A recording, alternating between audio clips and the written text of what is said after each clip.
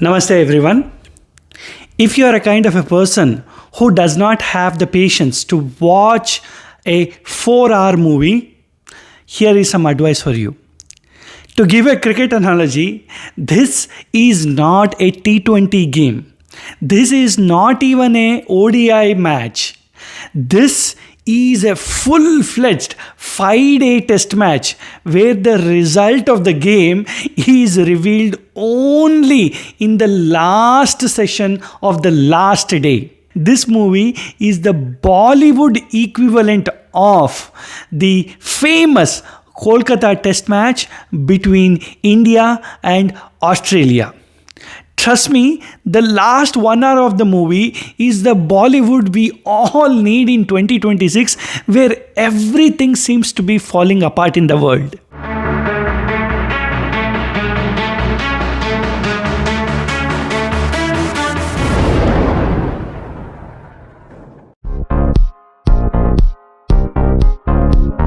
Aditya Dhar's decision to make this as a 2-part movie is fully justified. There is no other way that the entire journey of Jaskirat could have been told in anything less than 7.5 hours. And kudos to the director in trusting the audience and letting this movie go into their domain. And kudos to us, the audience, for making this movie such a big hit. The backstory of Jaskirat's character is the emotional core of the movie, and this is what elevates director Aditya Dhar to a master storyteller. There are people who criticize and say that Aditya Dhar is a pro-BJP kind of a director, but this backstory alone is enough to silence all his critics. With great difficulty, I'm stopping myself from giving away spoilers for the movie. But trust me, you are not ready for the final chapter of this movie, which is aptly called as Dhurandhar. Aditya Dhar, as a master puppeteer, ties all the loose ends of all the characters, not just the characters which are remaining in this part, but also the characters from the previous part as well. He masterfully ties all of them in a beautiful ending. Trust me, I repeat it, you are not ready for this. My only complaint for this movie is that it lacks a sucker punch of a music album as it was the case with part 1. It is totally missing over here, and don't get me wrong, I understand the reason why there are no songs in this movie, and it is for the good of the movie watching experience itself. But it is like when you go to a birthday party, you need a return gift so that when you're coming back, you look at that return gift and you rethink and you play in your mind all the good things which happened in the party. Similar to that, I need some good old Bollywood songs which I can repeat and revisit the movie watching experience when I'm out of the theater. Gosh, it was such a big miss from Aditya Dhar. At least he could have placed the albums as standalone songs, as promo material, and not used in the movie altogether. That could have been easily done. That is the only complaint I have from this movie.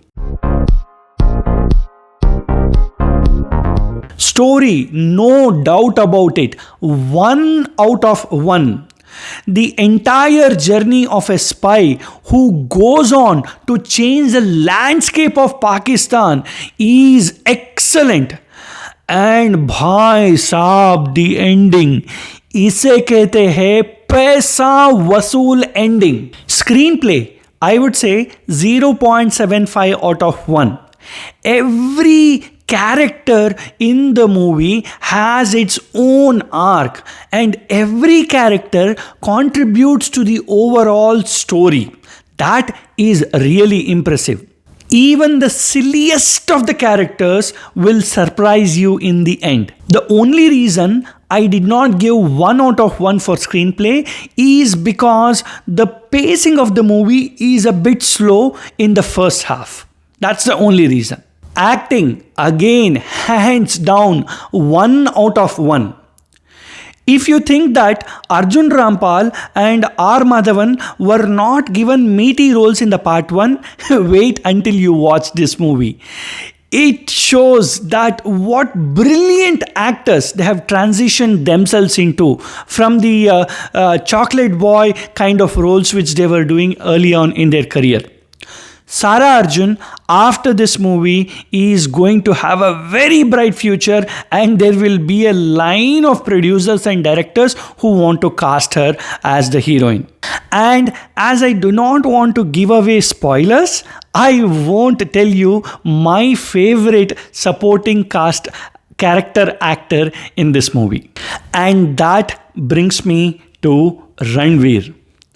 Without a doubt, Dhurandhar 1 and 2 are the best movies in Ranveer Singh's career till date. I would even go one step further and say that Ranveer Singh, along with Vicky Kaushal, of course, is one of the top 2 actors in the country right now.